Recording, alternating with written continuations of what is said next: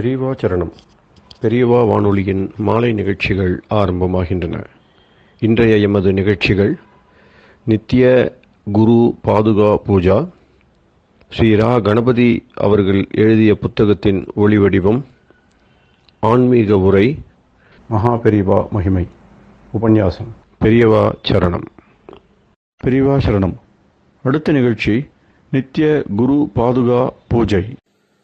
शुक्लां भरदरं विष्णुं शशिवर्णं चतुर्भुजं प्रसन्नवदनं ध्यायेत् सर्वविघ्नोपशान्तये। ममोपात्त समस्त दुरितक्षयद्वारा श्री परमेश्वर प्रीत्यर्थं गुरुप्रसाद सिद्ध्यर्थं गुरुप्रीत्यर्थं गुरुपादपूजाम् अद्य करिष्ये। गुरुर्ब्रह्मा गुरुर्विष्णुर्गुरुर्देवो महेश्वरः गुरुः साक्षात् परब्रह्म तस्मै श्रीगुरवे नमः। अपार करुणासिन्धुं ज्ञानदं शान्तरूपिणं श्रीचन्द्रशेखरगुरुं प्रणमामि मुदान्वहम्। सदाशिवसमारम्भां शङ्कराचार्यमध्यमाम् अस्मदाचार्यपर्यन्तां वन्दे गुरुपरम्पराम्. எல்லோரும் குருவை பெரிவாளை தியானம் பண்ணிண்டு அர்ச்சனை பண்ணுவோம். அஷ்டோத்திரம். பெரியவா அஷ்டோத்திரம் பல அஷ்டோத்திரங்கள் இருக்கு.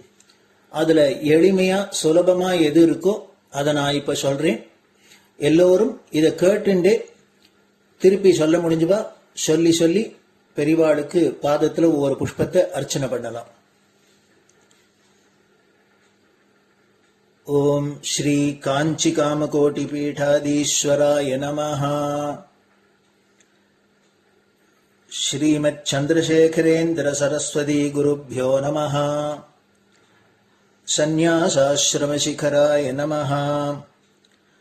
काषाय दंडधारिणे नमः. सर्वपीठापहारिणे नमः. स्वामिनाथ गुरवे नमः.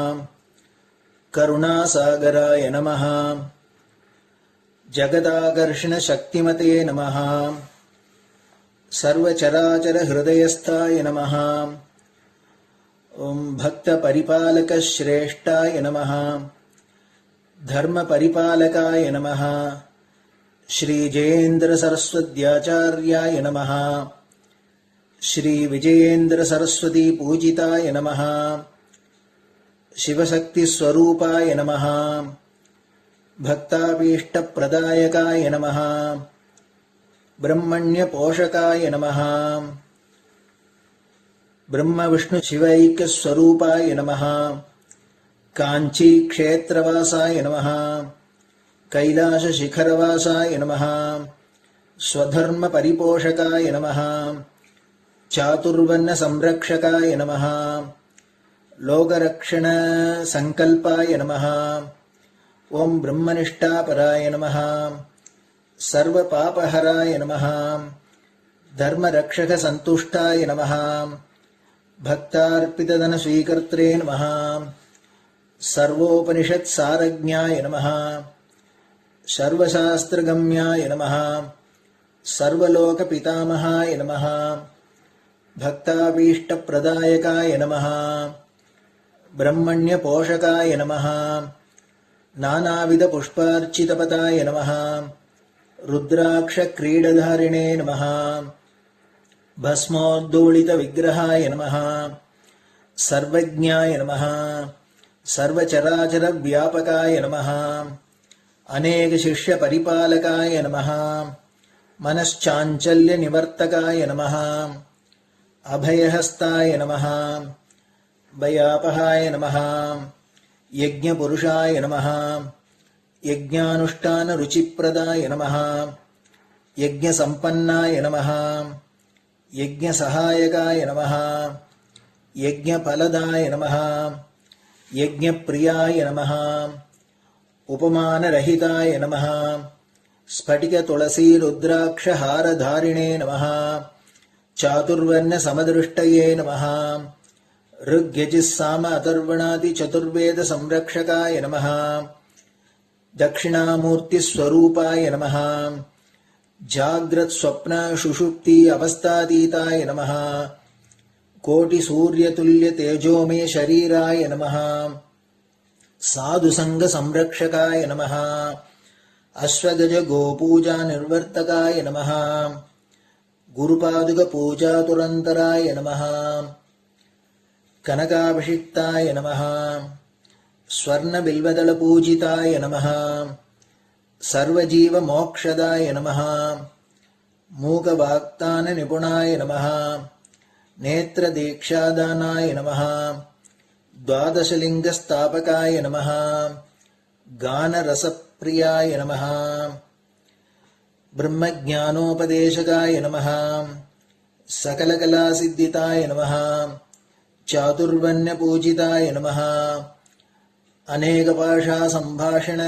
कोविताय नमः अष्टसिद्धिप्रदायकाय नमः ओम श्री शारदामठसुस्थिताय नमः नित्यान्नदानसुप्रीताय नमः प्रार्थनामात्रसुलभाय नमः पादयात्राप्रियाय नमः नानाविधमतपण्डिताय नमः श्रुतिस्मृतिपुराणज्ञाय नमः देवयक्षकिन्नरकिंपुरुषपूज्याय नमः श्रवणानन्दकरकीर्तये नमः दर्शनानन्दाय नमः अद्वैतानन्दभरिताय नमः अव्याजकरुणामूर्तये नमः शैव वैष्णवादिमान्याय नमः श्रीशङ्कराचार्याय नमः दण्डकमण्डलोहस्ताय नमः वीणामृदङ्गसकलवाद्यनाथस्वरूपाय नमः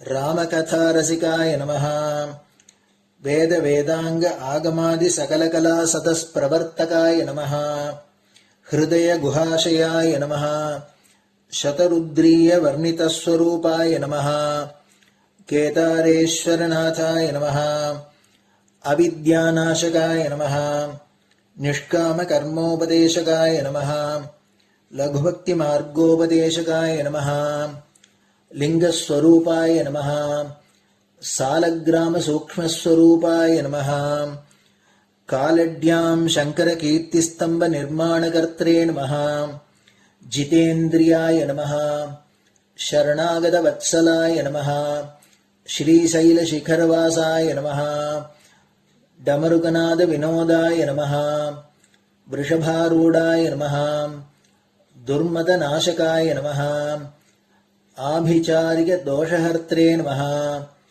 मिताहाराय नमः मृत्युविमोचकशक्त्याय नमः श्रीचक्रार्चनतत्पराय नमः दासानुग्रहकारकाय नमः अनुराधानक्षत्रजाताय नमः सर्वलोकख्यातशीलाय नमः वेङ्कटेश्वरचरणपद्मषट्पदाय नमः श्री महात्रिपुरसुन्दरी समेत श्री चन्द्रमौलीश्वर पूजाप्रियाय नमः श्रीमच्चन्द्रशेखरेन्द्र सरस्वती सद्गुरु परब्रह्मणे नमः गुरुभ्यो नमः परमगुरुभ्यो नमः परमेष्टिगुरुभ्यो नमः परात्परगुरुभ्यो नमः गुरुपरम्पराभ्यां नमः गुरुपादुकाभ्यां नमो नमः.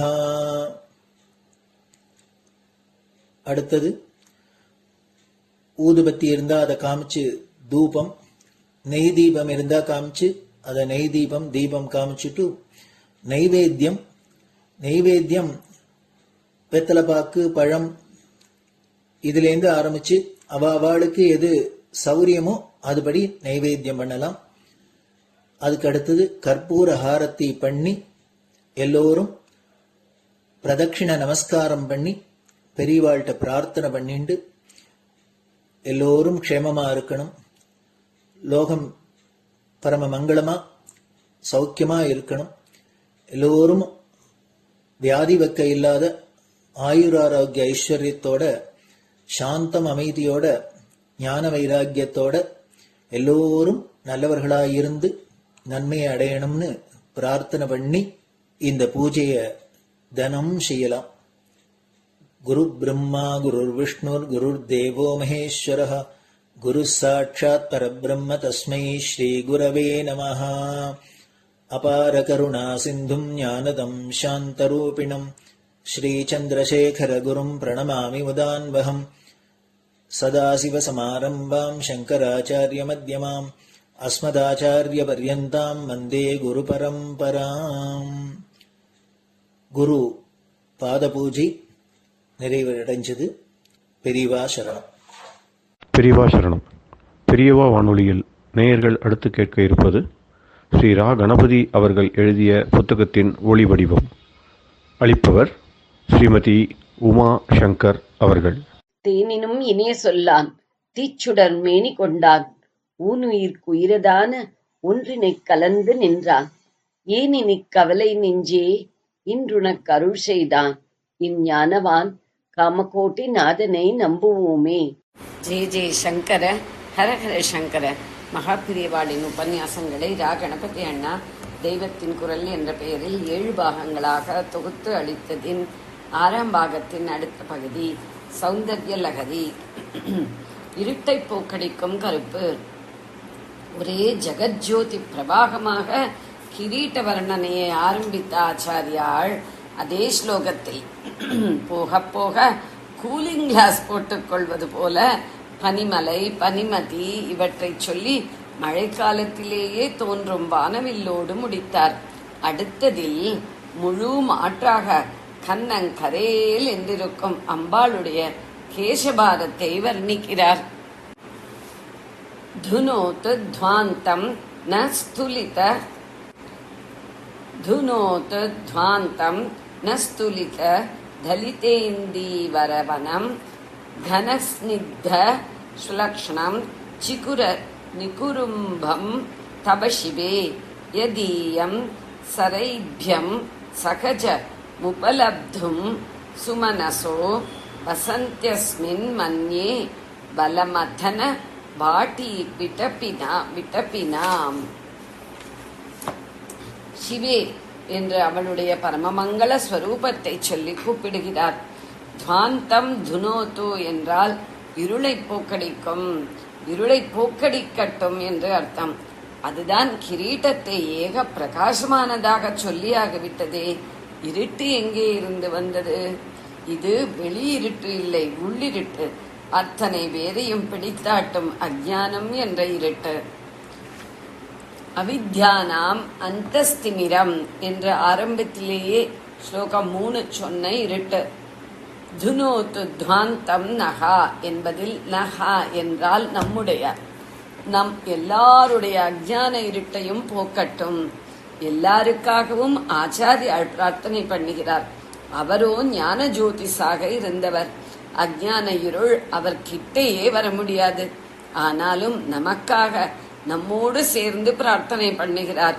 இங்கே துனோது துவாந்தம் நகா, நம் எல்லோர் அஜ்ஞானமும் போகட்டும் என்று ஆரம்பிக்கிறவர் அடுத்த ஸ்லோகத்தையும் தனோது க்ஷேமம் நகா, நம் அனைவருக்கும் க்ஷேமத்தை கொடுக்கட்டும் என்று ஆரம்பிக்கிறார். அஜ்ஞான தமசை எது போக்கடிக்க வேண்டும் என்கிறார்? அம்பாளுடைய ஜோதிஸ்வரூபமா? இல்லை, இதுதான் வேடிக்கை. 2ஆம் வரியில் வரும் தவ சிகுர நிகுரும்பம் என்பதுதான் இருட்டை போக்கடிக்க வேண்டிய வஸ்து. தவ என்றால் உன்னுடைய, அம்பாளுடைய. சிகுரம் கேசம், நிகுரும்பம் தொகை கூட்டம், அடர்த்தியாக பலது சேர்ந்த ஒன்று. சிகுர நிகுரும்பம் என்றால் நல்ல அடர்த்தியாக சேர்ந்திருக்கிற கேசபாரம். அப்படிப்பட்டதான பரதேவதையின் கேசபாரம் தான் நம் இருட்டை போக்கணும் என்கிறார்.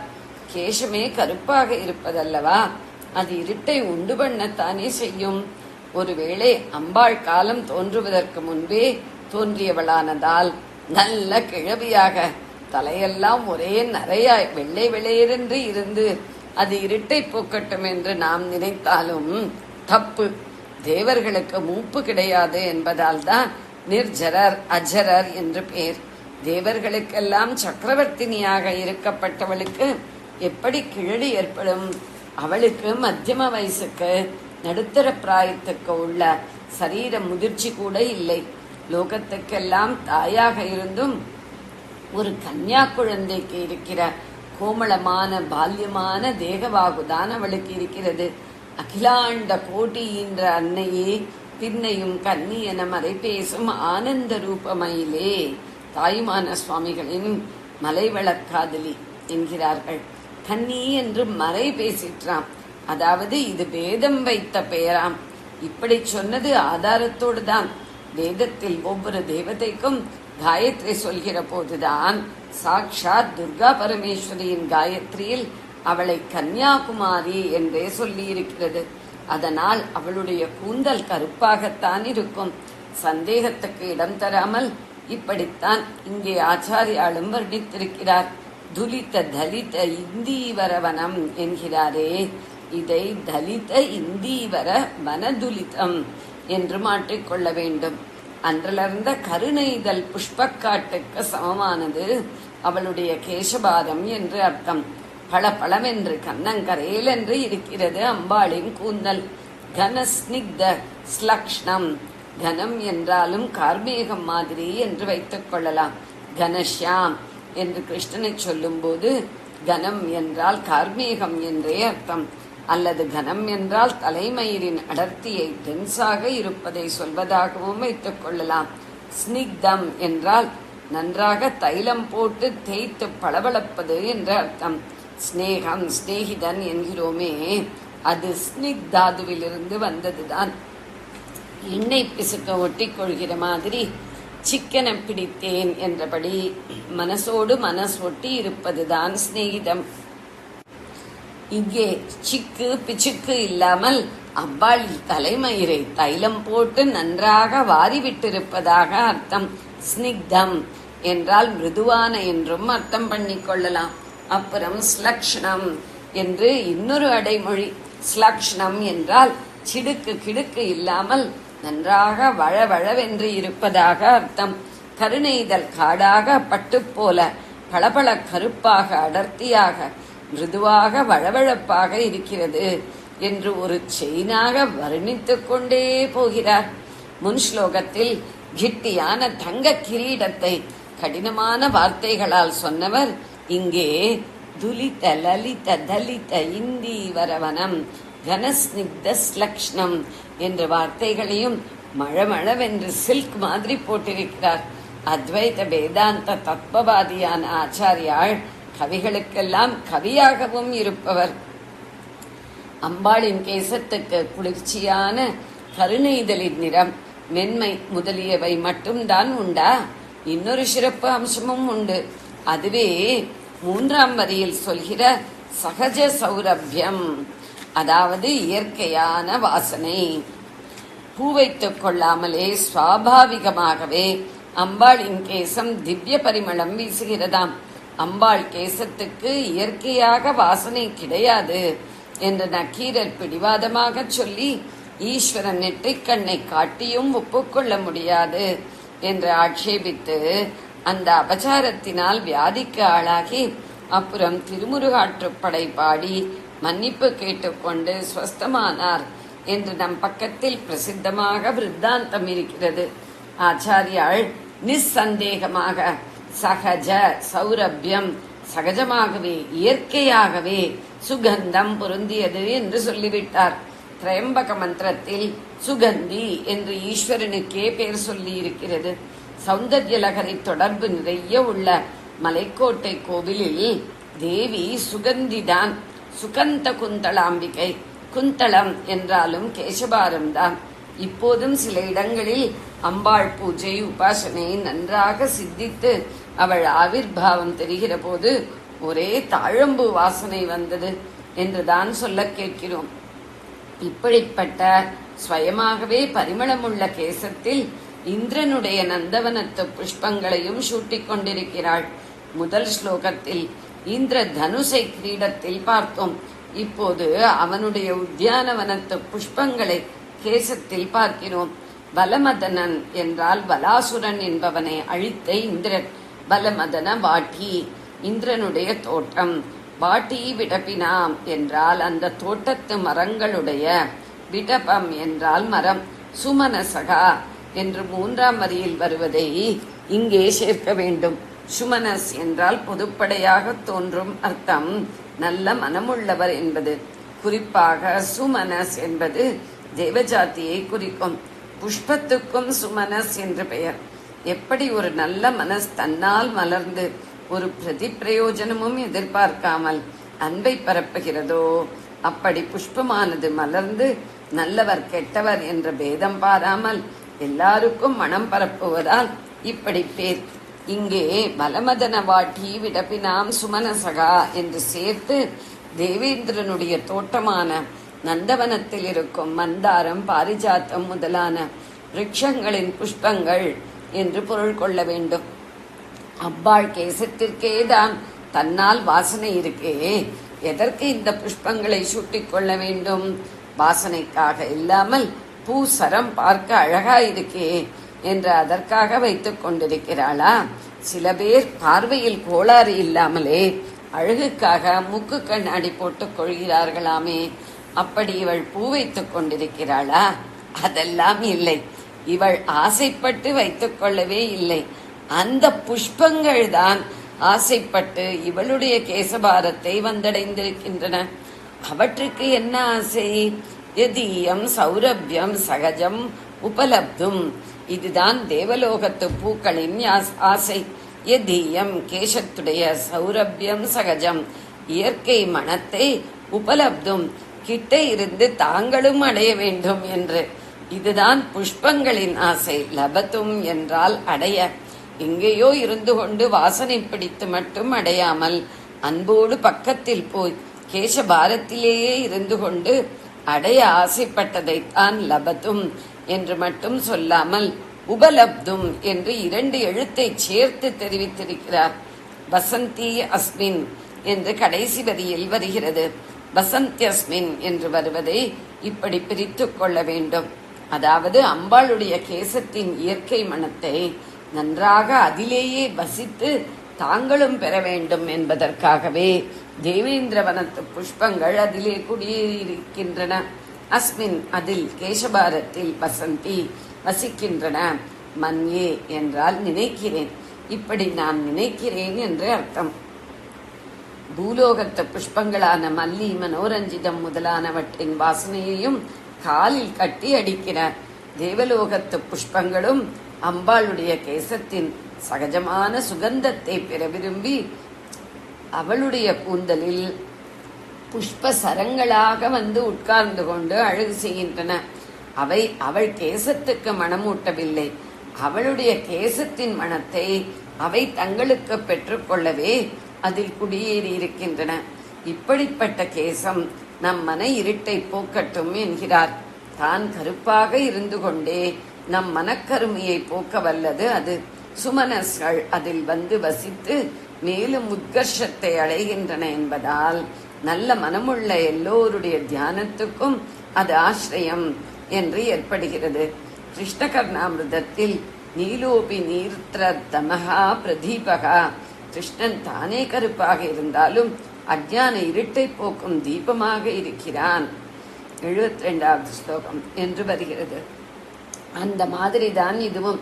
கருப்பு கேசம் எப்படி மன இருளை போக்கும் என்று கேள்வி கேட்டுக் கொண்டிருக்காமல் ஆச்சாரியால் வர்ணிக்கிறபடி நெருக்கமாக பூத்த கருணை இதழ் காடாக குளிர்ந்தும் அடர்ந்தும் மிருதுவாகவும் பளபளப்பாகவும் வளவளப்பாகவும் தேவலோக புஷ்பங்களும் வந்து அழகு செய்வதாகவும் அல்லது அழகு பெறுவதாகவும் அவற்றின் வாசனையையும் தூக்கி அடிக்கிற சுகந்தம் கொண்டதாகவும் சாக்ஷாத் சுகந்த குந்தளாம்பிகையின் கேசபாரத்தை தியானம் செய்து பார்த்தால் பதில் கிடைத்துவிடும். கேசாதிபாதம் என்பதில் கேசம்தான் முதல். கிரீடத்தை முதலில் வர்ணித்தாலும் அது கேசத்தின் மேல் சூட்டியதே. கிரீட்டம் அவயவங்களில் சேர்ந்ததில்லை, அது ஆபரணம்தான். தேவி விக்கிரகங்களில் பின்பக்கத்தை பார்த்தால் தெரியும். கிரீட்டம் வைத்திருந்தாலும் பின்பக்கம் கழுத்துக்கு மேலே கேசபாரத்தை பிச்சோடா போட்ட மாதிரி காட்டி அதில் அலங்காரங்கள் பண்ணி இருக்கும். அதைத்தான் இங்கே வர்ணித்திருக்கிறார்.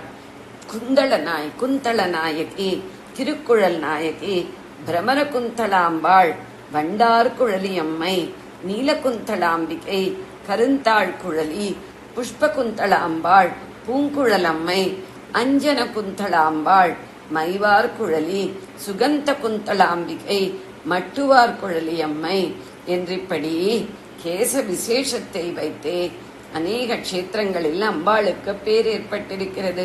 சகஸ்ரநாமத்தில் கேச விசேஷத்தை குறிப்பாக முதலில் சம்பகாசோக புன்னாக சௌகந்திக லசத்கஜா என்றும் அப்புறம் நீலச்சிக்குரா என்றும் வருகிறது.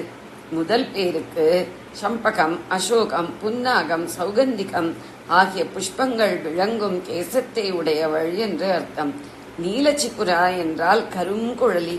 திரிஷதியில் ஏலா சுகந்தி சிக்குரா, ஏலவார் குழலி என்று நாமா சொல்லி இருக்கிறது. இப்படிப்பட்ட அம்பாளுடைய கேச பாரத்தை தியானம் பண்ணி நம் கிளேச பாரத்தை போக்கிக் கொள்ள வேண்டும். ஜெய ஜெய சங்கர, ஹர ஹர சங்கர. பெரியவா சரணம். இந்நிகழ்ச்சியின் அடுத்த பகுதி நாளை மாலை இதே நேரத்தில் ஒளிபரப்பாகும். பெரியவா சரணம். பெரியவா சரணம். பெரியவா வானொலியில் நேயர்கள் அடுத்து கேட்க இருப்பது திரு கவிக்கண்ணன் அவர்களின் ஆன்மீக உரை. பெரியவா சரணம். ராம் ராம். ஸ்ரீ குருப்யோ நமஹ. ஜெய ஜெய சங்கர, ஹர ஹர சங்கர. பெரியவா வானொலி நேயர்கள் அனைவருக்கும், மகா பெரியவாவுடைய பக்தர்கள் அனைவருக்கும் அடியேன் கவிக்கண்ணனின் அன்பு கலந்த நல்வாழ்த்துக்கள். ராம் ராம். ஸ்ரீ குருப்யோ நமஹ. ஜெய ஜெய சங்கர, ஹர ஹர சங்கர. அந்த செந்தில் ஆண்டவனுடைய அருளாலே நாம இப்போ சுப்பிரமணிய புஜங்கத்துல 4வது ஸ்லோகத்துக்குள்ள நுழையிறோம்.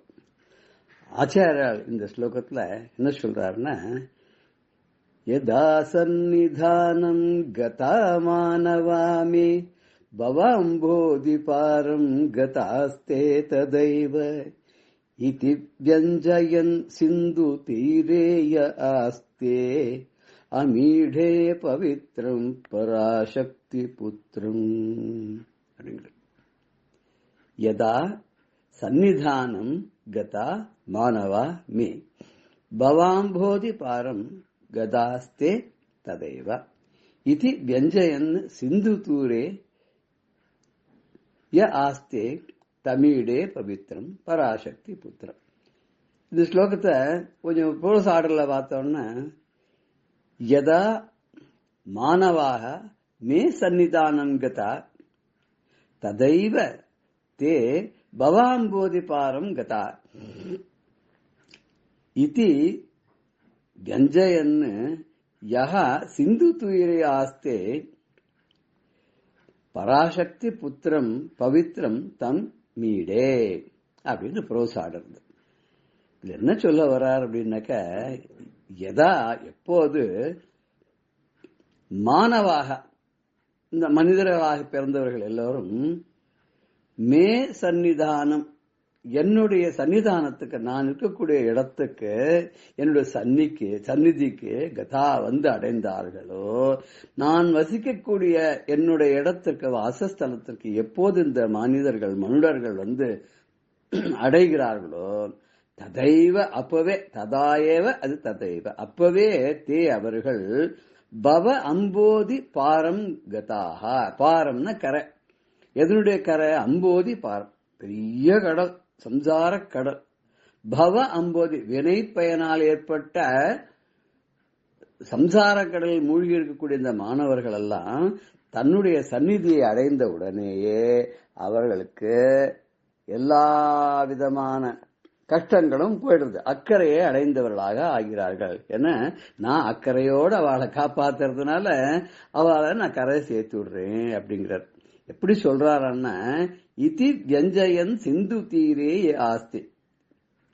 யஹா எவன் இதி வியஞ்சயன் இந்த மாதிரி பிரகடனப்படுத்தி கொண்டு என்னுடைய சன்னிதானத்துக்கு வந்தவாள் எல்லாரையும் அந்த சம்சார கடலிலிருந்து கரையேற்றுகிறேன்னு சொல்லிக்கொண்டு இதி வெஞ்சயன் சிந்து தீரே யஹா ஆஸ்தி. சிந்து தீரேன கடலுடைய இந்த சமுத்திரம் இல்லையாது,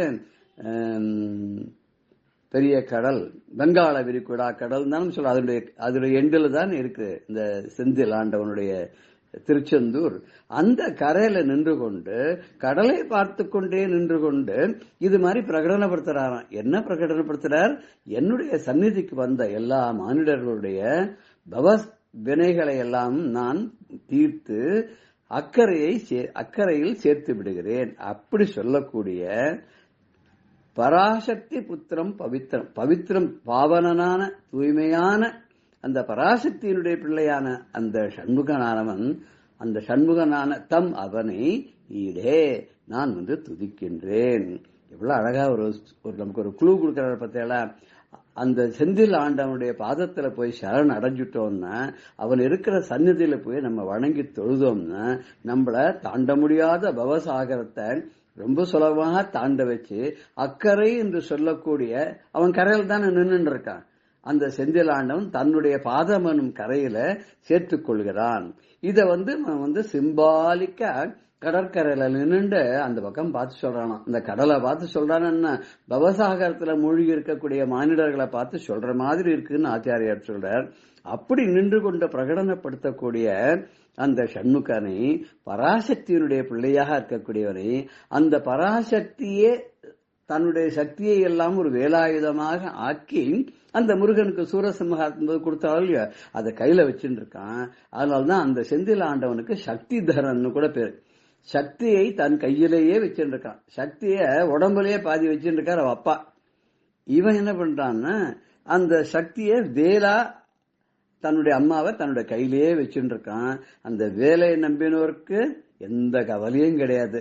வேலை வணங்குறத தவிர நமக்கு வேற வேலையும் கிடையாது. அதான் இதை ரொம்ப அழகா ஆச்சாரியால் சொல்றார். இதுக்கு கிட்டத்தட்ட சிமிலரா இப்ப அம்பாள் தான் முருகன் தான் அம்பாள் நம்ம எடுத்துக்கலாம். எப்படின்னு கேட்டா, அம்பாள் சக்தியா தனியா இருக்கார், சிவனுடைய உடம்புலையும் பாதியா இருக்கா, அர்த்த ஈஸ்வர நாரியா இருக்கா. அதே அம்பாள் வேலாயுதமா முருகன் கையிலயும் இருக்கா. சோ முருகன் கையில வேலை வச்சுட்டு இருக்கிறதோ சக்தி முழுக்க முருகன் கையில இருக்கு. அவன் தான் சக்தி ஸ்வரூபம், சக்தி தரன். அதனால அம்மாக்கும் பிள்ளைக்கும் கிட்டத்தட்ட அம்மா மாதிரி பிள்ளை இருக்கு, அப்பா மாதிரி பொண்ணு இருக்கணும்னு சொல்லுவா. அந்த ரொம்ப அதிர்ஷ்டம்னு. இவன் அம்மா மாதிரி அழகாவும் அப்பா மாதிரி வீரத்தோடையும் இருக்கான். அவனை பத்தி ஸ்தோத்திரம் பண்ணும்போது அம்பாளுக்கு என்ன சொன்னாலும் அது அவனுக்கும் பொருந்தும் இல்லையா? தாயை போல பிள்ளை, நூலை போல சேலைன்னு சொல்றமோ இல்லையா? அப்போ முருகனுக்கு அம்மாவோட குணம் இருக்குன்றதுனால அபிராமி பட்டர் சொல்ற ஒரு பாட்டை நம்ம இந்த இடத்துல பார்க்கலாமா? உடைத்தனை வஞ்சப்பிறவியை உள்ளம் உருகும் அன்பு படைத்தனை பத்ம பத யுகம் சூடும் பணி எனக்கே அடைத்தனை நெஞ்சத்து அழுக்க எல்லாம் நின் அருட்புணலால் துடைத்தனை சுந்தரி நின் அருள் ஏதென்று சொல்லுவதே அப்படின்னு அபிராமி பட்டர் சொல்றார். என்னுடைய வஞ்ச பிறவியை வினை பயனால் இந்த பிறவியை உடைச்ச, என்னுடைய உள்ளம் உருகும்படியாக உன்னிடம் அன்பு செலுத்தும்படியாக என்னை படைச்ச, உன்னுடைய பாத பத்மங்களை எல்லாம் என் தலையில வைத்துக் கொண்டு கொண்டாடி உன்னை அடைந்து உன்னையே துதிக்கக்கூடியவனா செஞ்ச, நெஞ்சத்தில் இருக்கக்கூடிய மனதில் இருக்கக்கூடிய அழுக்கையெல்லாம் உன்னுடைய அருவியினால தொடச்சுட்ட.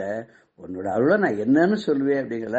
அதே மாதிரிதான் அம்பாள் என்ன பண்றாளோ அதே தான் சக்தியினுடைய பிள்ளையான சக்திதரனான சுப்பிரமணிய சுவாமியும் கடற்கரையில நின்று கொண்டு எல்லாரையும் பார்த்து சொல்றார். சிம்பாலிக்கா, என்னுடைய பாதத்தை யார் அடைந்தார்களோ அவளை பவப்பிடியிலிருந்து நீக்கி சம்சார சாகத்தை கடக்க வச்சு என்னுடைய பாதம்ங்கக்கூடிய அந்த உத்தமமான இடத்துக்கு நான் அவளை கரை சேர்த்துக் கொள்கிறேன் அப்படின்னு சொல்றார். நாமளும் இந்த ஸ்லோகத்தை தினம் பாராயணம் பண்ணி நல்ல கதி அடைஞ்சு அந்த சிவபுத்திரனான சக்திதரனான செந்தில் ஆண்டவனை வணங்குவோமாக. ராம் ராம், ஜெய ஜெயசங்கர, ஹர ஹர சங்கர. ஸ்ரீ குருபியோ நம. பெரியவா சரணம்.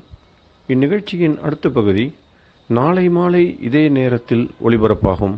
பெரியவா சரணம். பெரியவா சரணம். அடுத்த நிகழ்ச்சி மகா பெரியவா மகிமை உபன்யாசம். வழங்குபவர் பிரம்மஸ்ரீ கணேச சர்மா அவர்கள். அபார கருணா சிந்தும் ஞானதம் சாந்தரூபிணம் ஸ்ரீ சந்திரசேகரகுரும் பிரணமாமி முதான்வகம். காஞ்சி மகாபெரிவாளோட மகிமையில அளவிட முடியாத மகிமை. அந்த மகிமையில நம்ம கையளவு எப்படிலாம் அள்ளலாமோ அள்ளி அள்ளி சுவைக்கிறோம். பெரியவாளோட பெருமை ஒரு ஆன்மீக தலைவர் மட்டும் இல்லாத ஒரு சமுதாயத்துக்கு எப்படி இல்லாமல் இருந்தால் ஒரு சமுதாயம் அமைதியாக இருக்குமோ, உலகம் அமைதியாக இருக்குமோ, அது மாதிரி வழியெல்லாம் பார்த்து பார்த்து சொல்லி அந்த சமுதாயத்தில் உள்ள பல அவலங்கள் எல்லாம், கெடுதல் எல்லாம் களையறதுக்கும் என்னென்ன பண்ணலாமோ அதுக்கெல்லாமும் உபதேசம் பண்ணிகிட்டே தான் இருந்தா. அவளோட வாழ்நாள் முழுக்கலும் இதிலேயே தான் அவள் மெனக்கிட்டா. அப்படி பல விஷயங்கள் பார்த்தோம். அதில் குறிப்பாக வரதட்சணைங்கிற கொடுமையை ஒழிக்கணும், பெண்களுக்கு எப்படி சீக்கிரம் கல்யாணமாகி அவ குடும்பத்தோட க்ஷேமமாக இருக்கணும் அப்படிங்கிறதுக்கெல்லாம் பெரியவா உதவி பண்ணினா, சொல்கிறா, உபதேசம் பண்ணினா அப்படிங்கிறது பார்க்குறோம். அப்படி இருக்கிற பெரியவா 1966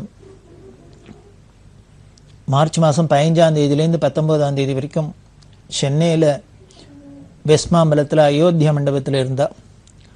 அந்த அயோத்தியா மண்டபத்தில் இருக்கிறதே பல சுவையான நிகழ்ச்சிகள்லாம் நடந்தது.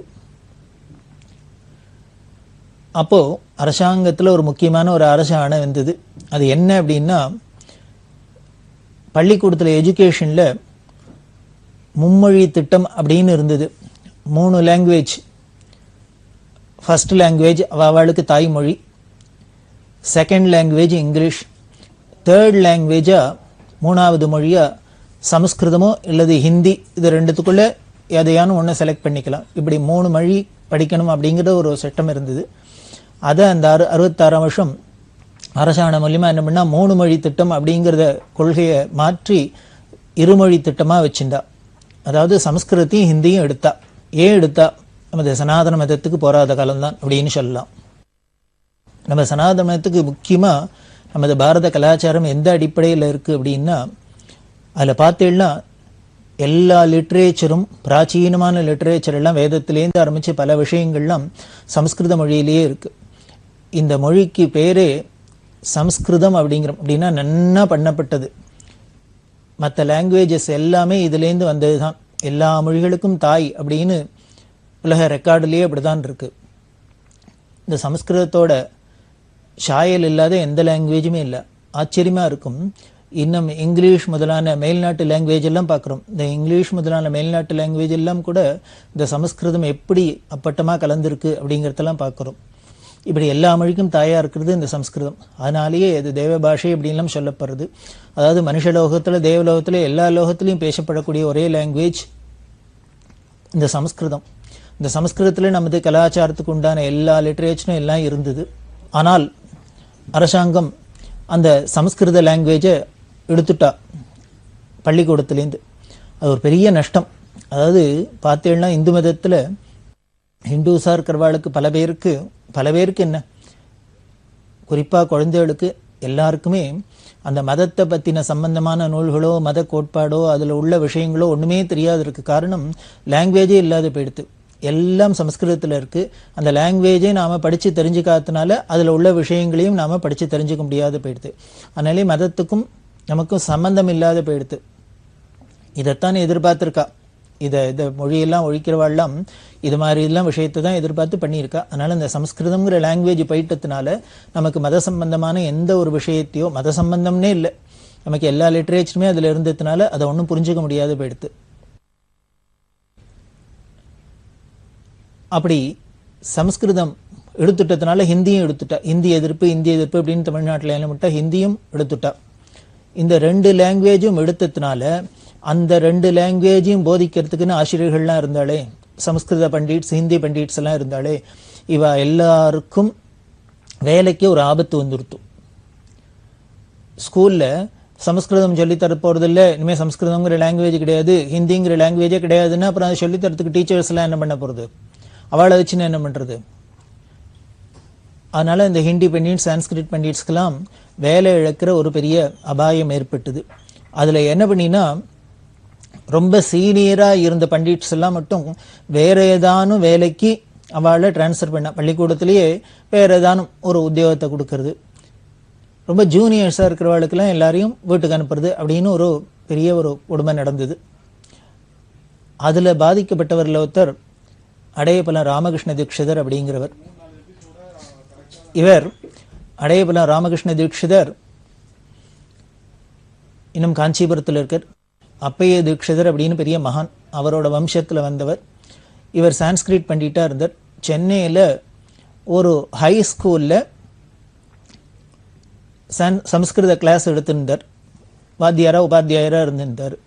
இப்போ என்ன ஆயிடுத்து, இவர் சீனியராக இருந்ததுனால இவரை உத்தியோகத்தை விட்டு போக சொல்ல முடியல. இவரை ஒரு எலிமெண்ட்ரி ஸ்கூலுக்கு, ஆரம்ப பள்ளிக்கு, ஏதோ ஒரு எலிமெண்ட்ரி கிளாஸ்க்கு ஏதோ டீச்சராக அனுப்பிச்சா. இது இவருக்கு ரொம்ப மனசு வருத்தமாக இருந்தது. ஒரு ஹையர் கிளாஸுக்கு பெரிய மேல் வகுப்புக்கு பாடம் எடுத்துட்டு ஒரு அழிச்சுபடி குழந்தைகளுக்கு போய் பாடம் சொல்லித்தரது அப்படிங்கிறது அவருக்கு ஏதோ ஒரு கௌரவ பிரச்சனையாக தோணியிருக்கு. பொதுவாகவே அவருக்குன்னு இல்லை, பல பேருக்கு தோணலாம். நம்ம ஒரு மேல் பதவியில் இருந்துட்டு அதை விட கீழே இறங்கி ஒரு பதவிக்கு வரணும் அப்படின்னா நமக்கு கொஞ்சம் மனசில் தயக்கம் இருக்கும், வருத்தம் இருக்கும். அவர் என்ன பண்ணினார், யோஜனை பண்ணியிருந்தார். போய் அந்த ஆரம்ப பள்ளியில் போய் சேராதே இருந்தார், தயக்கமாக இருந்தார். அப்படி இருக்கிறதே அவரோட ஃப்ரெண்டு கோகுலா அப்படின்னு ஒரு ஃப்ரெண்டு. இந்த கோகுலா, ராமகிருஷ்ண தீட்சை எல்லாருமே பெரியவாள்கிட்ட ரொம்ப பக்தி உள்ளவா, அடிக்கடி பெரியவா தரிசனத்துக்கு வருவா. அப்போ என்ன பண்ணினார், இந்த நண்பர் கோகுலாங்கிற பெரியவா தரிசனத்துக்காக போனார். பெரியவா தரிசனத்துக்கு பொறுத்தே ராமகிருஷ்ண தீட்சரை கூப்பிட்டார். ராமகிருஷ்ணா, நான் போகிறேன் பெரியவா தரிசனத்துக்கு, நீனு வரையா அப்படின்னு. உடனே அவர் சொன்னார், ராமகிருஷ்ணன் சொன்னேன், எனக்கு இப்போ மனசு சரியில்லைப்பா, நான் வரல இப்போ அப்படின்னு விட்டார். சரி, கோகுலா பாட்டுக்கு போயிட்டார். போய் பெரியவாளை தரிசனம் பண்ணுறதே பெரியவா கேட்டால், ஏன் ராமகிருஷ்ணா வரலையான்னா. எப்பொழுது நீங்கள் 2 பேரும் சேர்ந்து தானே வருவேள், ஏன் இப்போ அவனை காணும், நீ மட்டும் தனியாக வந்திருக்க, ஏன் அவன் வரல அப்படின்னு கேட்டான். உடனே கோகுலா சொன்னார், நான் வரத்தை கூப்பிட்டேன், என்னமோ தெரில, அவருக்கு இது மாதிரி அரசு ஆணையில் வந்து உத்தியோகத்தில் கீழே இறக்கிவிட்டா, அதனால அவர் மனசு தாபமாக இருக்கார், வருத்தப்பட்டு இருக்கார். அதனால வரத்துக்கு அவருக்கு சௌரியப்படலை, வரலன்னு சொல்லிட்டார். நான் கூப்பிட்டேன் ஆனால் வரலன்னு சொல்லிட்டார் அப்படின்னு. இப்படி சொன்னோன்னு, ஏன் அவனுக்கு என்ன மனசு சரியில்லை அப்படின்ட்டு பெரியவா சொன்ன ஆரம்பித்தா விஷயத்தை சொன்னார். அவர் பெரிய மேல் வகுப்புக்கு கிளாஸ் எடுத்ததுனால இப்போ எலிமெண்ட்ரி ஸ்கூலில் ஆரம்ப பள்ளியில் கொண்டு போட்டிருக்கா, அதனால அவருக்கு மனசு சரியில்லை அப்படின்னா பெரியவா சொல்றா, அவன் பெரிய அப்பைய தீட்சிதர் வம்சத்தில் வந்தவன். அப்பைய தீட்சிதரை பற்றி அவனுக்கு தெரியும், பெரிய மகானவர். சாஸ்திரங்களில் சொன்ன எல்லா யாகங்களையும் பண்ணியிருக்கார், சம்பூர்ணமாக பண்ணினவர். 104 கிரந்தங்களை எழுதினவர். பெரிய விஷயங்களாம் எல்லாம் ஃபிலாசபியிலெல்லாம் எல்லா விஷயத்திலும் 104 கிரந்தங்களுக்கு மேலே எழுதியிருக்கார். அப்பேற்பட்ட மகாவித்வான், பரமபக்தர். சிவபக்தின்னா அப்படி ஒரு சிவபக்தி அவருக்கு. இப்படி எல்லாம் இருந்த அந்த மகான் அப்பைய தீட்சருக்கு ஒரு நாளைக்கு ஒரு சந்தேகம் வந்தது. என்ன அப்படின்னா, நாம் ஏதோ பக்திமான் அப்படின்னு நினைச்சுட்டு இருக்கோம், பரமேஸ்வரன் பக்தி இருக்குன்னு நினைச்சுக்கிறோம். ஆனா இந்த பக்தி நமக்கு நிஜமாவே அந்தரங்கத்துல உள்ளுக்குள்ள இருக்கா, இந்த பக்தி திருடமான பக்தியா, இதை டெஸ்ட் பண்ணி பார்த்துக்கணும்னு அவருக்கு தோணித்து. சரி, நமக்கு இருக்கிற பக்தி எப்படி டெஸ்ட் பண்ணி பார்த்துக்கிறது? அவர் ஒரு சர்வஜனா இருந்ததுனால, மகாமேதையா இருந்ததுனால அவருக்கு ஒரு வழி கண்டுபிடிச்சார். என்ன அப்படின்னா, ஒரு மனுஷனோட சுவாவம், அந்த ரியல் கலர் அப்படிங்கிற இந்த உண்மை ஸ்வரூபம் எப்போ தெரியும்னா, 2 சமயத்தில் 2 ஸ்திதியில் நாம் இருக்கிறதே அது தெரியும். அது என்ன அப்படின்னா, ஒன்று குழந்தையா இருக்கிறதே, அந்த பால்ய அவஸ்தையில் அந்த குழந்தைகளுக்கு கள்ளங்கப்படம் கிடையாது, உள்ளுக்குள்ள என்ன அப்படிங்கிறத மறைக்க தெரியாது, அப்படியே வாயில் வந்துட்டு சொல்லிடும், ரொம்ப ஃப்ராங்காக இருக்கும் இல்லையா. அதனால குழந்தையா இருக்கிறதே நமக்கு அந்தரங்கத்தில் உள்ள ஒன்று வெளியில் ஒன்று அப்படிங்கிறதுலாம் இருக்காது, உள்ளும் புறமும் ஒன்றா இருக்கும். அதே மாதிரி இன்னொரு அவஸ்தை, பைத்தியக்காரனாக இருந்தா, குழந்தையா இருந்தாலும் சரி பைத்தியமாக இருந்தாலும் சரி, பைத்தியத்துக்கு எதையும் மறைக்க தெரியாது. இந்த 2 நிலைமையில தான் நம்மளோட உள்ளுக்குள்ள அந்தரங்கம் என்னங்கிறது தெரியும். அப்படிங்கிறத வச்சுன்னு என்ன பண்ணினார் அப்பைய தீட்சிதர், நமக்கு இந்த பக்தி அந்தரங்கத்தில் இருக்கா, பரமேஸ்வரன்ட்ட பிரியம் பக்தி இருக்கா அப்படிங்கிறத டெஸ்ட் பண்ணி பார்க்கணுங்கிறதுக்காக இந்த 2 ஸ்திதியில் இருந்தோம்னா நாம் அப்போ பக்திங்கிறது பண்ணினோம்னா நமக்கு உள்ளுக்குள்ள ஆழத்தில் பக்தி இருக்குன்னு தெரிஞ்சுக்கலாம். சரி, இப்போவோ இந்த எண்ணம் அவருக்கு வரத்தே கிட்டத்தட்ட 70 வயசுக்கு மேலே ஆயிடுத்து. 70 வயசுக்கு மேலே ஆனதுனால இப்போ இனிமே அவர் திரும்பி குழந்தையா போக முடியாது. அதனால பால்ய அவஸ்தையிலிருந்து தனக்கு பகவன் நாமாவை தான் சொல்லிட்டு இருக்குமா, சிவ ஸ்மரணை பண்ணிட்டு இருக்குமா அப்படின்னு கண்டுபிடிக்க முடியாது. அப்போ அடுத்த சாய்ஸ் என்ன அப்படின்னா, பைத்தியமா போகலாம். என்ன சார் பைத்தியமா போகலாம்னா, நம்மளாவே நினைச்சுட்டா பைத்தியமா போக முடியுமா, இல்லை நம்மளாவே நினைச்சுட்டா தெளிஞ்சுடுமா அப்படின்னா, அதுக்குதான் முன்னமே சொன்னேன் அவர் பெரிய மகாமேதை அப்படின்னு. இவர் வைத்திய சாஸ்திரங்கள்ல நிபுணராக இருந்ததுனால அவர் என்ன பண்ணினார், ஊமத்தங்காய் அப்படின்னு ஒன்று இருக்கு. இந்த ஊமத்தங்காயை அரைச்சு சாப்பிட்டாக்க பைத்தியம் முடிச்சிருமா அப்படின்னு ஏதோ அந்த கிரந்தத்தில் சொல்லியிருக்கு சாஸ்திரங்கள்ல. இதை தெரிஞ்சுட்டு அவர் என்ன பண்ணினார், ஊமத்தங்காயை அரைச்சு சாப்பிட்டுட்டு பைத்தியம் ஆயிடுவோம் அப்படின்னு பண்ண ஆரம்பிச்சார். ஆனால் தன்னோட சிஷ்யாட்டெல்லாம் சொல்லியிருந்தார், நான் இது மாதிரி ஊமத்தங்காயை சாப்பிட போறேன், நிச்சயம் அது பண்ணினாக்க நிச்சயம் உன்மத்தம் அப்படின்னு சொல்றோம். அதுதான் ஊமத்தம்பூ அப்படிங்கிறமே. உன்மத்த சேகரன் அப்படின்னு பரமேஸ்வரனுக்கு பேரு. இந்த ஊமத்தம்பூவை தலையில வச்சுட்டு இருக்கிறதுனால அவருக்கு உன்மத்த சேகரன் அப்படின்னு பேரு. பைத்தியத்தையும் நாம என்ன சொல்றோம், தலைக்கு ஏறு எடுத்தோம் அப்படிங்கிறோம். ஒரு கவி பரிகாசமா நிந்தாஸ்துதியா பரமேஸ்வரன் சொல்றார், நீனும் தலையில உன் தலையிலையும் உன்மத்தம் இருக்கு, ஊமத்தம்பூ இருக்கு, அதனால நீனும் உன்மத்த சேகரன் தான் அப்படின்னு. தலைக்கு பைத்தியம் ஏறணும்னு உன்மத்த சேகரன் தான், தலையில ஊமத்தம்பூவை வச்சுருக்கிற பரமேஸ்வரனும் உன்மத்த சேகரன் தான் அப்படின்னு ஸ்லேடையா அழகா நிந்தாஸ்துதியில சொல்றார். அது மாதிரி அப்பைய தீட்சையர் என்ன பண்ண, இந்த ஊமத்தம்பு காயை சாப்பிட்டாக்க பைத்தியம் பிடிச்சிரும். அப்போ நான் அந்த பைத்திய ஸ்திதியில் இருக்கிறதே, பைத்தியம்னாலே எப்பொழுதும் உளறிண்டே தானே இருக்கும், ஏதானுக்கு சாமிச்சானு உளறிட்டு இருக்கேன், ஏதானு பண்ணிகிட்டே இருக்கும். அப்போ நான் என்ன பண்ணுறேன், என்ன உளர்றேன் அப்படிங்கிறது மட்டும் நீங்கள்லாம் நோட் பண்ணி வச்சுங்கோ அப்படின்னு. பைத்தியம் உளர்றதை யாராவது ரெக்கார்ட் பண்ணுவாளா, பண்ணணும் அப்படின்னு பைதீட்சர் சொன்னார். இதெல்லாம் ரெக்கார்ட் பண்ணி வச்சுங்கோ, நான் என்ன பேசுகிறேன், என்ன சொல்கிறேன், என்ன உளர்றேன் அப்படிங்கிறத அதெல்லாம் எழுதி வச்சுங்கோ அப்படின்னு. சரி, அவள் சிஷ்யாலாம் கேட்டா, சுவாமி நீங்கள் ஊமத்தங்காயத்தை சாப்பிட்டு பைத்தியம் ஆகிடுவேள், பைத்தியம் அர்த்தம் என்னென்னலாம் உளரலேன்னு நாங்கள் எழுதி வச்சுக்கலாம். சரி, பைத்தியமாக இருக்கிறது என்னென்ன உளரலேன்னு நீங்கள் இப்போ எப்படி தெரிஞ்சுப்பேள், பைத்தியம் தெரிஞ்சான்னா அது தெரிஞ்சுக்க முடியும், அது எப்படி தெளிய வைக்கிறது அப்படின்னு. அது வைத்திய சாஸ்திரத்தில் இருக்கு அப்படின்னு சொல்லி அதுக்கு என்ன ஒரு மருந்தோ அதை சொன்ன. கொஞ்ச நாளைக்கு இத்தனை நாளைக்கு வரைக்கும் அந்த பைத்தியமாக இருக்கிறத பாருங்கோ, அதுக்கப்புறம் இந்த நாளைக்கு மேலே இந்த மருந்தை கொடுங்கோ, குடிச்சா எனக்கு பைத்தியம் தெளிஞ்சிரும் அப்படின்லாம் சொல்லி வச்சிருந்தார். அந்த வைத்தியத்தையும் அவளுக்கு சொல்லி வச்சிருந்தார். இதே மாதிரியே பண்ணினபடி எல்லாம் பண்ணியாச்சு. அப்பயே தீட்சருக்கு பைத்தியம் பிடிச்சிருத்து. பைத்தியமாக இருந்த காலகட்டத்தில் அவர் உளறினது என்ன அப்படின்னா, சிஷ்யாலாம் அதை குறிப்பெடுத்து வச்சிருந்தா, எழுதி வச்சிருந்தா. அப்புறம் அவர் சொன்ன காலத்திலே இவருக்கு அந்த பைத்தியத்துக்கு முறிவுக்கு மருந்தை கொடுத்து இவர் பைத்தியம் தெளிஞ்சுடுத்து. பைத்தியம் தெளிஞ்சப்புறம் எடுத்து பார்த்தா இவர் பைத்தியமாக இருக்கிறதே என்ன சொன்னார் அப்படின்னார், பரமேஸ்வரன் மேல ஸ்லோகம் சொல்லியிருந்தார். அந்த ஸ்லோகத்துக்கு பேரு உன்மத்த பஞ்சாசத்து அப்படின்னு பேரு. அந்த உன்மத்த பஞ்சாசத் அப்படிங்கிற ஸ்லோகமா இன்னைக்கும் நமக்கு கிடைச்சிருக்கு. அப்படின்னா ஒரு பைத்தியமா இருக்கிறதே கூட அவருக்கு ஏதோ வாயில வந்ததை கண்ணா பின்னான்னு உளரல, பரமேஸ்வரனை ஸ்துதி பண்றாப்லயே இருந்தது. இதை பார்த்தோன்னா அப்பயே தீட்சருக்கு ரொம்ப சந்தோஷம். அப்பா, நம்ம பைத்தியம் முடிச்சா கூட உளறினா கூட, பைத்தியம் முடிச்ச உளறினா கூட நம்ம பரமேஸ்வர ஸ்மரணையோட அவனோட புகழையே பேசிட்டு இருக்குமே, உளறின்னு இருக்குமே. அப்படி இதை தெரிஞ்சுக்கணுங்கிறதுக்காக தானே அவர் இப்படி பண்ணினார். நமக்கு அந்தரங்கத்தில் நம்மள அறியாதையும் ஈஸ்வரன்ட்ட நமக்கு பக்தி இருக்கான்னு பார்க்கணுங்கிறதுக்காக தானே இப்படி ஒரு விஷயத்தை பண்ணி பார்த்தார்.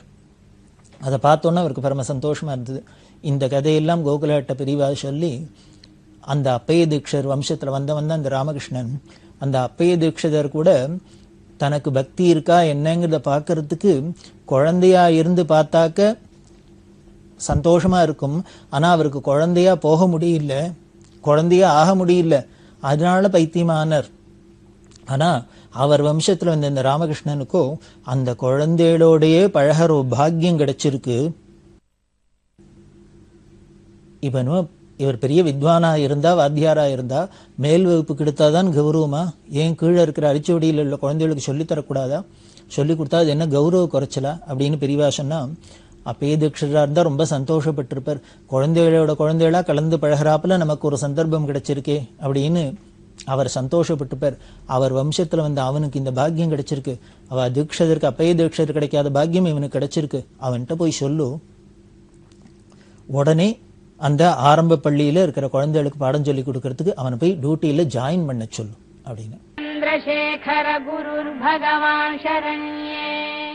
குழந்தைகளுக்கு என்ன சொல்லித்தர போறோம்? எடுத்தோடனே பெரியவா சொல்றா, அந்த எலிமெண்டரி ஸ்கூல் குழந்தைகளுக்கு தான் ஆரம்ப கல்வியில தான் நம்ம அறம் செய்ய விரும்பு, ஆறுவது சினம், இதெல்லாம் சொல்லித்தர முடியும். எடுத்தோடனே அழகா சொல்றதே, அறம் செய்ய விரும்பு, தர்மம் பண்றதுக்கு, தர்ம வழியில் நடக்கிறதுக்கு ஆசைப்படு அப்படின்னு தானே சொல்லித்தருது.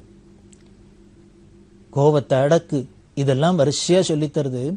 இப்படி ஆத்திச்செடி, கொன்றை வேந்தன், இது மாதிரி தர்ம நூல்கள்லாம் இருக்குது. ஔவையாரோடது இந்த அறம் செய்ய விரும்பலாம். பள்ளிக்கூட ஆரம்ப வகுப்பிலேயே நமக்கு இது மாதிரி வாழ்க்கைக்கு இன்றியமையாத நம்ம ஒரு நல்ல பிரஜைகளாக இருக்கிறதுக்கு என்னென்ன வேணுமோ அது அத்தனையும் இந்த உபதேசங்கள்லாம் சொல்லப்பட்டிருக்கு. அதைத்தான் நமக்கு ஆரம்ப கல்வியாக பாடமாக இருந்திருக்கு. இதெல்லாம் சொல்லித்தர பாக்கியம் இந்த ஆரம்ப கல்வியில் இருந்தால் தான் முடியும், இந்த எலிமெண்ட்ரி ஸ்கூலில் இருந்தால் தான் முடியும்னு அவன்ட்டு சொல்லும். அதனால் அறம் செய்ய விரும்புன்னு குழந்தைகளுக்கு சொல்லித்தரத்தோடு இல்லை, அதை கேட்க கேட்க சொல்லித்தர நமக்குமே அந்த தர்மத்தில் ருச்சி வரும், நமக்கும் தர்ம வழியில் நிற்கிறதுக்கு ஒரு சான்ஸ் கிடைக்கும், நாமளும் கடத்தேறலாம். இது ஏதோ பொழப்புக்காக உத்தியோகம் அப்படிங்கிறது இல்லாத நமக்கும் ஒரு தர்மத்தை ஸ்மரிக்கிறாப்புல நல்ல வழியில் போகிறதுக்கு ஒரு சந்தர்ப்பம் கிடைக்கும். அதனால இது பெரிய பாக்கியம் அப்படின்னு அவன்கிட்ட சொல்லும், போய் பள்ளிக்கூடத்தில் சேர சொல்லும் அப்படின்னா.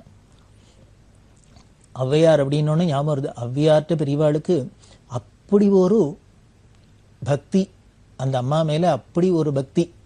காரணம், ஒரு கிழவி இந்த குழந்தைகள், அதாவது சமுதாயத்தில் என்ன ஒரு அக்கறை இருந்தால் ஔவையாரோட உபதேசங்கள் எல்லாமே அநேகமாக பார்த்தீங்கன்னா குழந்தைகளை உத்தேசித்து தான் இருக்குது. அதாவது எல்லா இடத்துலையும் ஒன்று சொல்லுவா, ஒவ்வொருத்தர் என்ன பண்ணுவா, ஆடியன்ஸை வந்து டார்கெட் ஆடியன்ஸ் அப்படின்பா. இந்த டார்கெட் ஆடியன்ஸ் ஔவையாருக்கு யாருன்னு சின்ன குழந்தைகள் தான், சமுதாயத்தில் உள்ள குழந்தைகள் தான். சமுதாயத்தில் உள்ள குழந்தைகளை நாம் சின்ன வயசுலேயே சரிப்படுத்திட்டோம் அப்படின்னா 5லேயே அந்த குழந்தைகளுக்கு நல்ல பழக்கம் வந்துடுத்துனா அப்புறம் அது 50 ஆனாலும் சரி, 500 ஆனாலும் சரி, 5000 ஆனாலும் சரி, எத்தனை நாள் ஆனாலும் சரி, அவளுக்கு அது அப்படியே தர்மமே பிடிபட்டுரும், அந்த நல்ல பழக்கமே வந்துடும்ங்கிறதுனால தான் ஔவையார் குழந்தைகளுக்கே உபதேசமாக பண்ணியிருந்தா. அதனால் இந்த குழந்தைகளை உத்தேசித்து இந்த அம்மா பண்ணியிருந்ததுனால சமுதாயத்தில் என்ன இருக்கிற அந்த அஸ்திவாரமாக இருக்கிற அந்த குழந்தைகள்லாம் நல்ல பிரஜைகளாக ஆயிடுத்துனா பிற்காலத்தில் அவளே எங்கே இருந்தாலும், எந்த ஸ்திதியில் இருந்தாலும், என்ன பொசிஷனில் இருந்தாலும் அவள் நல்லவாளாக தான் இருப்பா அப்படிங்கிற ஒரு தீர்மானத்தில் ஔவையார் குழந்தைகள்கிட்டயே கான்சென்ட்ரேட் பண்ணியிருந்தா அப்படின்னு பெரியவா ஔவையார் மேலே ரொம்ப பிரியம். அதே மாதிரி வயசான கிழவியாக இருந்தால் கூட ஒரு இடத்துல உட்காராத இந்த தேசம் முழுக்கலும் சுற்றி இருக்கா. கால்நடையாகவே இந்த தேசம் முழுக்கலும் சுற்றி அத்தனை குழந்தைகளுக்கும் உபதேசம் பண்ணணும் அப்படிங்கிற பெரிய ஒரு நோக்கத்தோட அந்த அம்மா கைங்கரியம் பண்ணியிருக்கா. அந்த அம்மா போட்ட அஸ்திவாரம் தான், அவள் பாதம் பட்ட இடம் தான் இந்த பாரத தேசம் முழுக்கலும் இந்த தமிழ்நாட்டில் இருக்குது. அதோட வலிமை தான் இன்னமும் நமக்கு நல்ல குழந்தைகள்லாம் பிறந்துருக்கு, நல்ல பிரஜைகள்லாம் இருக்குது அப்படின்னு பெரியவாளுக்கு அதில் ரொம்ப பிரியம் ஔவையார்ட்ட. அதனால் பெரியவா சொன்னால் அந்த ஔவையாரோட அந்த உபதேசங்கள் எல்லாம், அந்த நல்ல நீதி நூல்கள்லாம் எலிமெண்ட்ரி ஸ்கூலில் தான் சொல்லித்தரலாம். அது ராமகிருஷ்ணனுக்கு பெரிய பாக்கியம் கிடைச்சிருக்கு. அதனால் சங்கோஜப்படாத, இது ஒன்றும் கௌரவ குறைச்சல் இல்லை, அவனை போய் சேர சொல்லும் அப்படின்னா, சேர்ந்தாக்க அவனுக்கு பரமக்ஷேமம்னு சொல்லும் அப்படின்னா, அதுவே அவரோட மேன்மைக்கும் ஒரு பெரிய வழியாக இருக்கும் அப்படின்னு சொல்லி கௌரவ குறைச்சலில் போய் கட்டாயம் சேர சொல்லும் அப்படின்னா.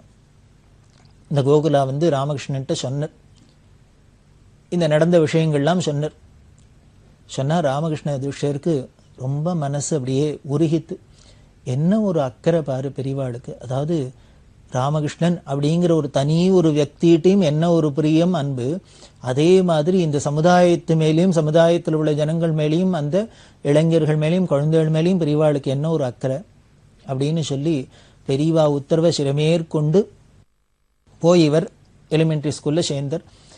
அதாவது எப்பொழுதுமே குருங்கிறது எதுக்கு வேணும்னர், இதை மாதிரி சந்தர்ப்பத்துக்கு தான் குருங்கிறவர் வேணும். அவரோட அவசியம் என்ன அப்படின்னா, இப்படி நாம் ஏதோ ஒரு பிரச்சனையில் மாட்டின்ட்டு ஒரு கன்ஃபியூஷனில் இருக்கிறதே, குழப்பத்தில் இருக்கிறதே, அந்த குழப்பத்திலேருந்து நம்மளை வெளியில் கொண்டு வந்து நமக்கு ஒரு தெளிவை கொடுத்து நம்மளை நல்ல வழியில் கொண்டு செலுத்துறதுக்கு தான் ஒரு குரு வேணும். அப்படிதான் தக்க சமயத்துக்கு ஒரு குருவாக இருந்து இந்த ராமகிருஷ்ண தீட்சிதருக்கு பெரியவா அட்வைஸ் பண்ணினா, உபதேசம் பண்ணினா, அந்த உபதேசப்படி அவர் நடந்ததுனாலே அதுக்கப்புறம் 10 வருஷத்துக்கு மேலே இந்த எலிமெண்ட்ரி ஸ்கூல்லேயே குழந்தைகளாக வாத்தியாராக இருந்து அவர் ரிட்டையர்லாம் ஆனார். ரிட்டையர் ஆனதுக்கு அப்புறம் தான் ப்ராவிடென்ட் ஃபண்டு, கிராஜுவிட்டி, பென்ஷன் முதலான எல்லா பெனிஃபிட்ஸும் வந்தது. இன்னமும் இருக்கார், 90 வயசு ஆறுது, இன்னமும் இருக்கார். அவருக்கு பொன் குழந்தைகளுக்கெல்லாம் கல்யாணம் பண்ண முடிஞ்சுது. இவர் உத்தியோகத்தில் இருந்ததுனால்தான் அவர் உடனே இது ஒரு கௌரவ பிரச்சனையாக எடுத்துட்டு நம்ம ஹை ஸ்கூலில் இருந்துவா இனிமேல் எலிமெண்ட்ரி ஸ்கூலுக்கு போகிறதா வேண்டாம் அப்படின்ட்டு ரிசைன்மெண்ட் வந்திருந்தாருன்னா இந்த ரிட்டையர்மெண்ட் பெனிஃபிட் இவ்வளவுலாம் பென்ஷன் முதலான பெனிஃபிட் இல்லாமல் வந்திருக்காது. அதோட இல்லையே பொன் குழந்தைகளுக்கெல்லாம் கல்யாணம் பண்றதுக்கும் கடனுடன் வாங்கின்னு சிரமப்பட்டிருக்க வேண்டியிருக்கும். இப்படி பினான்சியலி அவருக்கு பல சிக்கல்லாம் வந்திருக்கும். அதுலேருந்தெல்லாம் காப்பாத்தினா பெரியவா போய் வேலைக்கு சேர சொல்லுன்னதுனால, வேலையை விட்டுற சொல்லாத உத்தியோகத்தை கண்டினியூ பண்ண சொல்லு அப்படின்னதுனால அதைத்தான் நினைச்சு இன்னமும் அவர் உருகிற. அப்படி பெரியவா அன்னைக்கு சொன்னதை கேட்டுன்னு நடந்ததுனாலதான் இன்னைக்கு குழந்தைகள்லாம் கல்யாணம் பண்ணி கொடுத்து அவள்லாம் சௌக்கியமா இருக்கா. இன்னைக்கு நமக்கு பென்ஷன்லாம் வந்துன்னு நம்மளும் இந்த வயசான காலத்திலையும் சாப்பாட்டுக்கு குறவில்லாத சௌக்கியமா இருக்கும் அப்படின்னா, க்ஷேமமா இருக்கும்னா அன்னைக்கு பெரியவா பண்ணின உபதேசம், அவ சொன்னத்தை கேட்டதுனால, அவ ஒரு தெளிவை கொடுத்ததுனால நமக்கு இப்படி எல்லாம் வாழ்க்கையில ஒரு பெரிய திருப்பமா இருந்தது. அதுலேருந்து நாம தப்பிச்சோம் அப்படின்னு அவர் ரொம்ப மனசார உருகி பக்தி பண்ற. பெரியவா இந்த சமஸ்கிருத மொழியை ஒழிக்கிறதுக்கு இருக்கிறதே அதுலேருந்து காப்பாத்தினா. அதே மாதிரி அப்ப அந்த சமயத்துல தான் ஓரியண்டல் ஸ்கூல் அப்படிங்கிற ஒன்றை பெரியவா ஆரம்பிக்கிறதுக்கு ஏற்பாடு பண்ணினா. அரசாங்கத்திலேயே சொல்லி ஒவ்வொரு கிராமத்திலையும் உள்ள அந்த பஞ்சாயத்து யூனியன் எல்லாம் ஒரு சமஸ்கிருத பண்டிட் அங்கே வச்சுக்கணும், நியமனம் பண்ணணும்னு சொல்லி அவள் அந்த கிராமத்தில் இருக்கிறவாளுக்கெல்லாம் சமஸ்கிருதம் கற்றுக் கொடுத்து, அப்புறம் அவள்கிட்ட படிச்சவா அவளே ஓரளவுக்கு நன்னா படிச்சுட்டான்னா அங்கே உள்ளவாளுக்கெல்லாம் கற்றுக் கொடுக்கணும். இந்த சமஸ்கிருதம்ங்கிற லாங்குவேஜ் எல்லாத்தையும் பழக்கத்தில் இருக்கணும். அப்படி இருந்தால் தான் நமது மதத்துக்கு பெரிய பரம்பரை சொத்தா இருக்கிற பொக்கிஷமா இருக்கிற அத்தனையும் நாம புரிஞ்சுக்க முடியும், அதுல உள்ள விஷயங்கள்லாம் தெரிஞ்சுக்க முடியும். தெரிஞ்சுன்னு நாம அதை அனுபவத்துக்கு கொண்டு வந்து எல்லாம் பலனை அடைய முடியும். இகத்துக்காட்டும் பரத்துக்காட்டும் எல்லாத்துக்கும் அதுல இருக்கு சாஸ்திரங்கள் எல்லாம் அப்படின்னு சொல்லி இது மாதிரிலாம் பெரியவா சொன்னா. இந்த ஓரியண்டல் ஸ்கூல் அப்படிங்கிறத இந்த லௌகீகமான படிப்போட மேல்நாட்டு படிப்போட நமது பிராச்சீனமான இந்த சமஸ்கிருத பாஷையும் இருக்கணும், அதுல உள்ள விஷயங்கள்லாம் கிரந்தங்கள்லாம் இருக்கணுங்கிறதுக்காக ஓரியண்டல் ஸ்கூல்லாம் ஆரம்பிக்க வச்சா. அப்படி இருக்கிற பெரியவா சமஸ்கிருதத்தை மட்டும்தானா எல்லாத்துக்குமே உண்டு, ஒரு தமிழ்லையும் அப்படி ஒரு அவளுக்கு அபிமானம் உண்டு. இப்படி எல்லா லாங்குவேஜ்லையும் எதெல்லாம் நமக்கு நல்ல விஷயங்கள் இருக்கோ அதுக்கு உண்டானதை எப்படி அதை பாதுகாத்துக்கிறது அப்படிங்கிறதுல நமக்கு பல திட்டங்களை போட்டு பெரியவா சொன்னா. அப்படி பண்ற பெரியவா இன்னும் என்னென்னலாம் நமக்கு உபயோகமான விஷயங்கள் எல்லாம் சொல்லியிருக்காங்கிறத தொடர்ந்து பார்க்க போறோம். பெரியவா சரணம். இந்நிகழ்ச்சியின் அடுத்த பகுதி நாளை மாலை இதே நேரத்தில் ஒளிபரப்பாகும். பெரியவா சரணம். பெரியவா சரணம். அடுத்த நிகழ்ச்சி திருவாசக இன்னிசை. வழங்குபவர் ஸ்ரீ சத்குருநாத தேசிகர் அவர்கள். பெரியவா சரணம். திருச்சிற்றம்பலம். நீத்தல் விண்ணப்பம். கடையவனேனை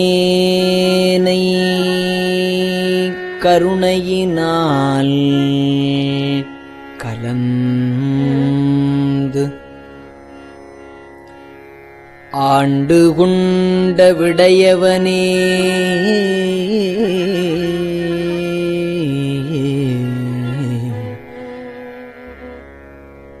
விட்டுடுதி கண்டாய்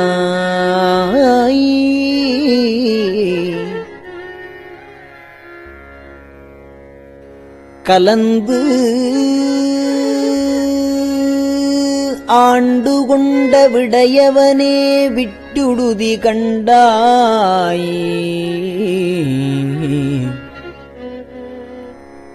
விரல் வேங்கையின் தோல் உடையவனே மன்னும் உத்தரகோசமங்கைக்கு அரசே சடையவனே தளர்ந்தேன் எம்பிரான் என்னை தாங்கிக் கொள்ளே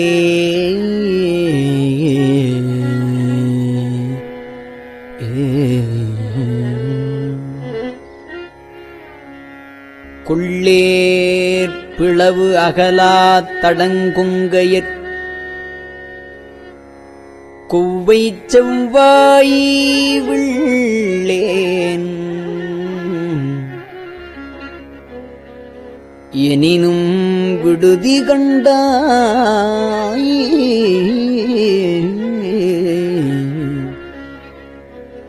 நின் விழுத்தொழும்பின் உள்ளேன் புறமல்லேன் உத்தரகோசமங்கைக்கு அரசே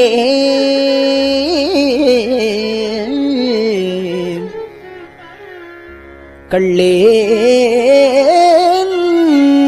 ஒழியவும் கண்டுகொண்டு ஆண்டது எக்காரணமே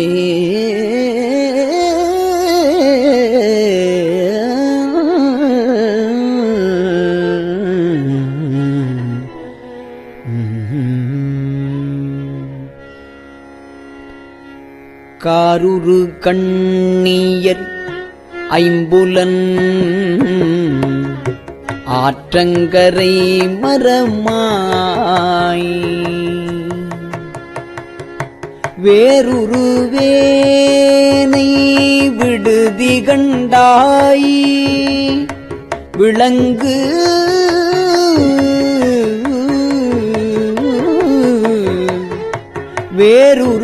வேறுருவேனை விடுதி கண்டாய் விளங்கும்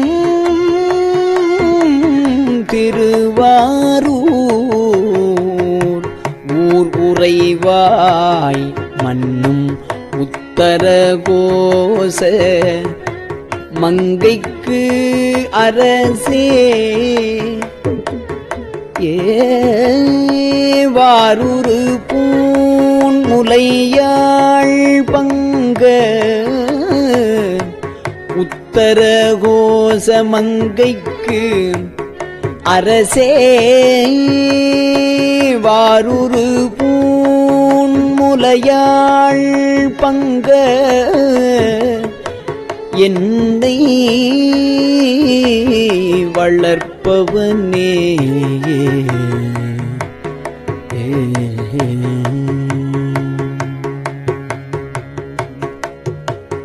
வளருகின்ற நின் கருணை கையில்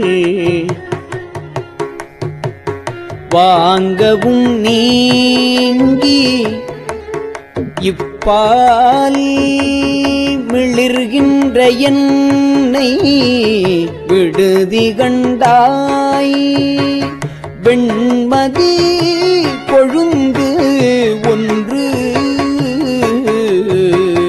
ஒளிர்கின்ற நீண்முடி உத்தரகோச மங்கைக்கு அரசே தெளிகின்ற பொன்னும் மின்னும் அன்ன போற்ற செழுஞ்சுடரே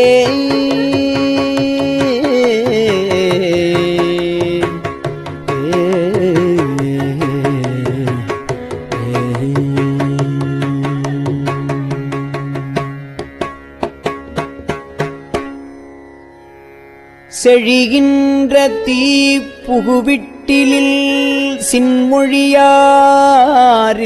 பண்ணாள் விழுகின்ற என்னை விடுதி கண்டாய்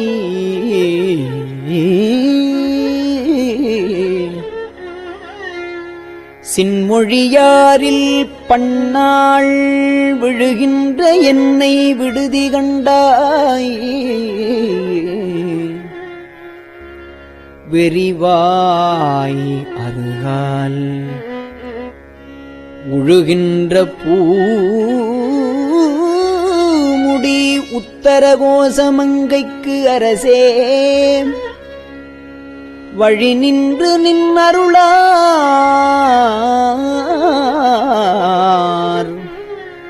அமுதூட்ட மறுத்தனனே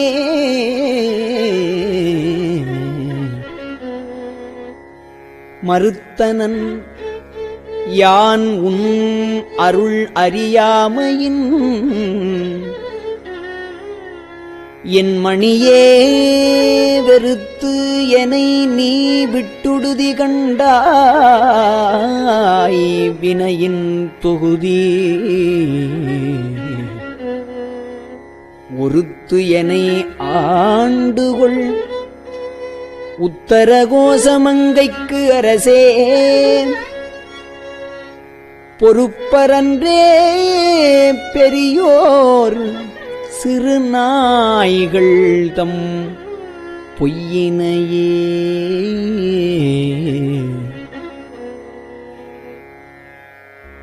பொய்யவனேனை பொருள் என ஆண்டு ஒன்று பொத்திக் கொண்ட மெய்யவனே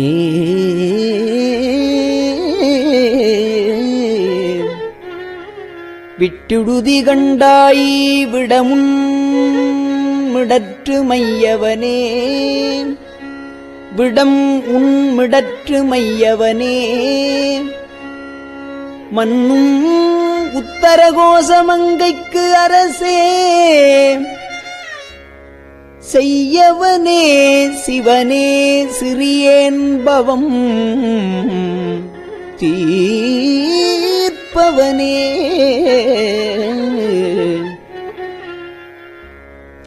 தீர்க்கின்றவாறு என் பிழையை நின் சீரருள் என்கொல் என்று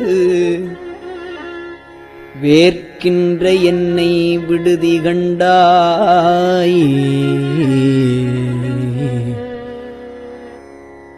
விரவா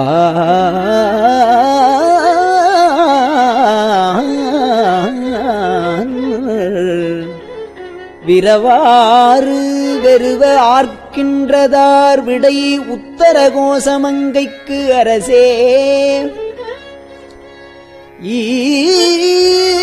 ஈர்க்கின்ற அஞ்சொடு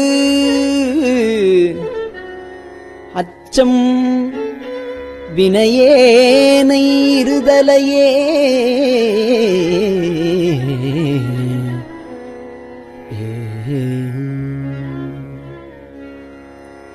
இருதலைக் கொள்ளியின் உள்ளெரும்பு ஒத்து நினை பிரிந்த விரிதலையேனை விடுதி கண்டாய் வியன் மூலகுக்கு ஒரு தலைவா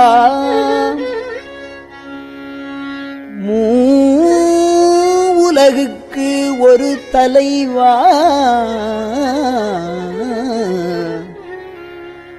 மன்னும் உத்தரகோசமங்கைக்கு அரசே பொறுதலை மூவிலை வேல்வலன் ஏந்தி பொலிபவனே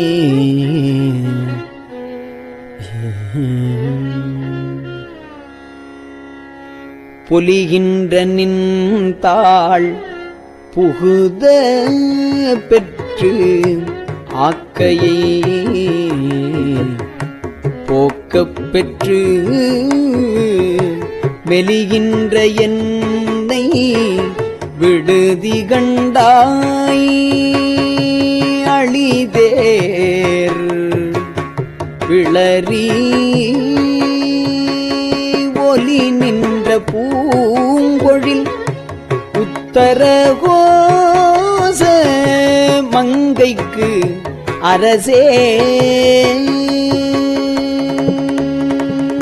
ஒலி நின்ற பூங்கொழில் உத்தரகோச மங்கைக்கு அரசே வலி நின்ற சிலையால் எரித்தாய் புறம் மாறுபட்டே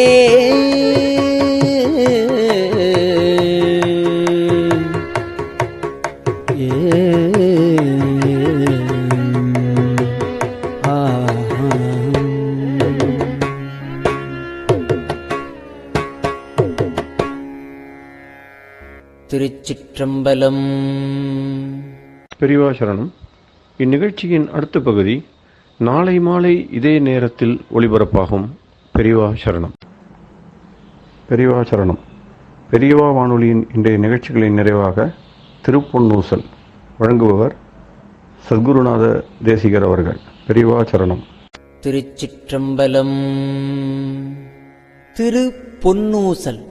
தெங்குலவு சோலை திரு உத்தர கோசமங்கை தெங்குலவு சோலை திரு உத்தர கோசமங்கை தங்குலவு சோதி தனியுருவம் வந்தருளி எங்கள் பிறப்பறுத்திட்டு எந்தரமும் ஆட்கொள்வான் பங்குலவு கோதையும் தானும் பணி கொண்ட கொங்குலவு கொன்றை சடையாங்குணம்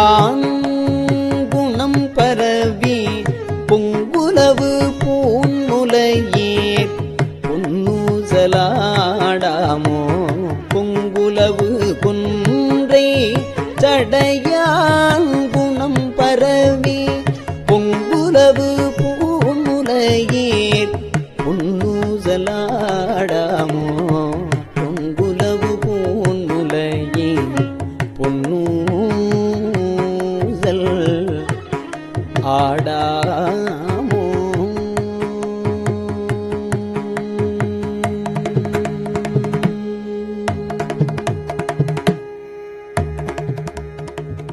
திருச்சிற்றம்பலம்.